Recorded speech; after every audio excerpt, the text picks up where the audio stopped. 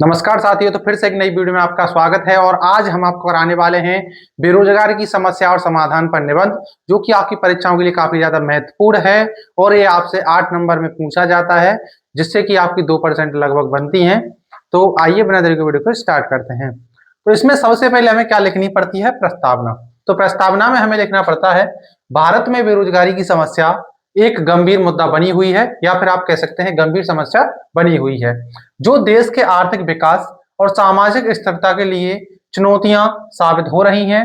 इसे ऐसी स्थिति के रूप में परिभाषित किया जाता है जहां काम करने के इच्छुक और सक्षम व्यक्ति को उपयुक्त रोजगार नहीं मिल पाता है। यह देश के विभिन्न जनसांख्यिकी और क्षेत्रों में लाखों लोगों को प्रभावित करता है। यह निबंध भारत में बेरोजगारी के बहुआयामी पहलुओं की पड़ताल करता है, इसके प्रकारों, कारणों, प्रभावों और संभावित समाधानों की जांच प्रस्तुत करता है।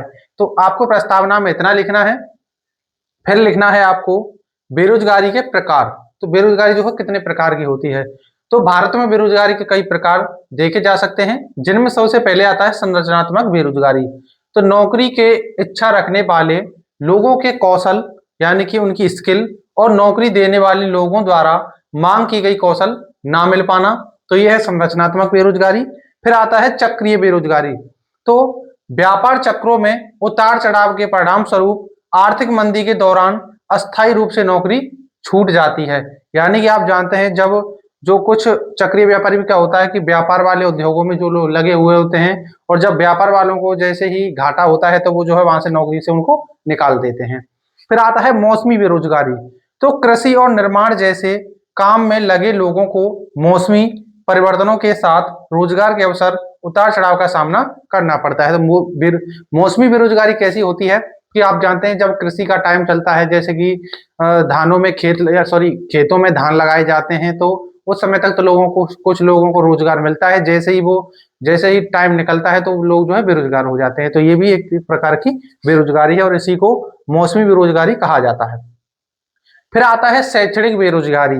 तो यह तब उत्पन्न होती है जब शिक्षित व्यक्ति को अपनी योग्यता के अनुसार नौकरी नहीं मिल पाती है, जिससे कि उन्हें मजबूरन बेरोजगार रहना पड़ता है। तो शिक्षण बेरोजगारी कैसी होती है? जैसे कि कोई बहुत पढ़ा लिखा व्यक्ति है और उसे उसकी जो योग्यता है उसके अनुसार कोई नौकरी नहीं मिल पाती है, तो वो जो है क्या कहलाती है? वो कहलाती है शैक्षणिक बेरोजगारी, जिससे उन्हें मजबूरन बेरोजगार रहना पड़ता है। फिर आता है बेरोजगारी के कारण। तो बेरोजगारी के कारण क्या क्या है? तो भारत में बेरोजगारी के कई कारण हैं, जिनमें सबसे पहले आता है जनसंख्या वृद्धि। तो तेजी से बढ़ती जनसंख्या रोजगार उत्पन्न करने के प्रयासों को पीछे छोड़ देती है, जिससे कई क्षेत्रों में काम की कमी हो जाती है। तो आप जानते हैं कि भारत की जो जनसंख्या है, इस टाइम पर विश्व की सबसे ज्यादा किसी भी देश में इतनी जनसंख्या नहीं है जितनी भारत में है। और इसीलिए भारत में बेरोजगारी भी काफी ज्यादा है, आप जानते हैं।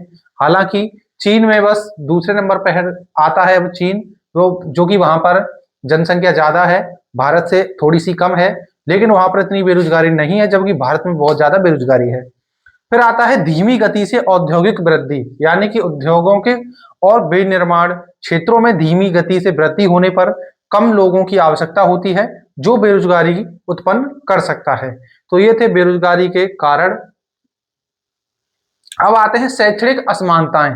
तो स्कूल कॉलेजों में जाने वाले ज्ञान और कौशल का नौकरी देने वाले लोगों द्वारा मांगे जाने वाले कौशल में भिन्न होना।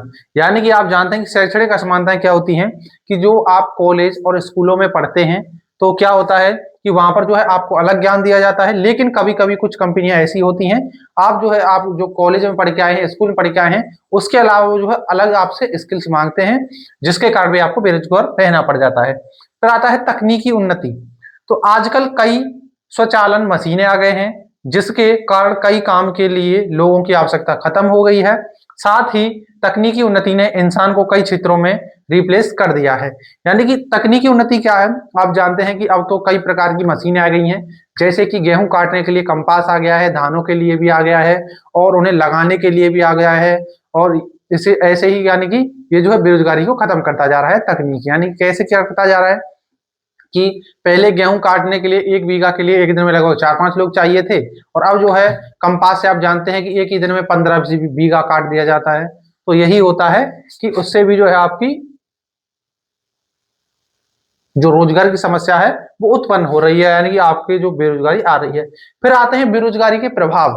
तो बेरोजगारी के प्रभावों को आज समाज में बखूबी देखा जा सकता है। बेरोजगारी के प्रभाव के कई निम्नलिखित कारण हैं, जिनमें सबसे पहले आता है व्यक्ति। तो आय का नुकसान, जीवन स्तर में कमी और मनोवैज्ञानिक तनाव में वृद्धि। तो ये जो है। फिर आता है समाज। तो सामाजिक अशांति, अपराध में वृद्धि और समाज में तनाव का माहौल।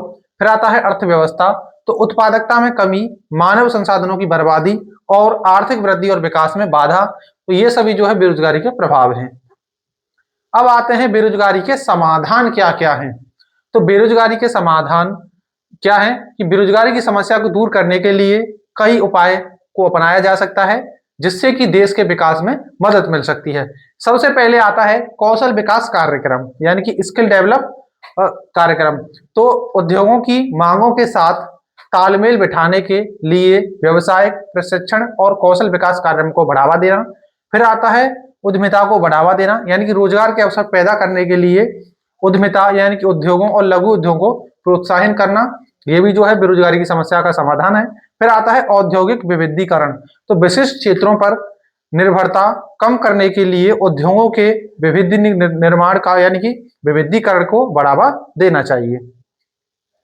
फिर आता है सरकारी पहल, यानी कि रोजगार सृजन को प्रोत्साहन करने के लिए बुनियादी ढांचे के विकास, प्रत्यक्ष विदेशी निवेश और श्रम सुधारों के लिए नीतियों को लागू करना। ये भी जो है बेरोजगारी के समाधान का बन सकता है। फिर आता है उपसंहार, ये इंपॉर्टेंट है, ये आपको लिखना ही होता है। तो बेरोजगारी की समस्या के समाधान हेतु समाज और सरकार दोनों को जागरूक होना चाहिए। सरकार को ऐसी शिक्षा नीति अपनानी चाहिए जिसमें स्वरोजगार परक शिक्षा की गुंजाइश हो। समाज के लोग भी इसके लिए जागरूक रहें और इसे रोकने का भरसक प्रयास करें। लोगों में शिक्षा का प्रचार प्रसार होना चाहिए। तो ये था आपका इंपॉर्टेंट निबंध, जो कि बेरोजगारी की समस्या और उसके समाधान पर था, और ये आपसे 8 नंबर में पूछा जाता है। उम्मीद है कि आपको अच्छे से समझ में आया होगा और आप इसे अपनी कॉपी में नोट कर सकते हैं। और जो हमने वो हेडिंग्स कराई हैं वो आपको इंपॉर्टेंट है। फिर जो है आप उन्हें हेडिंग्स के अनुसार आप जो चाहे लिख सकते हैं, जो कि आपकी परीक्षाओं में एग्जामिनर आपको अच्छे नंबर देता है। तो मिलते हैं अगली वीडियो में, तब तक के लिए जय हिंद, वंदे मातरम।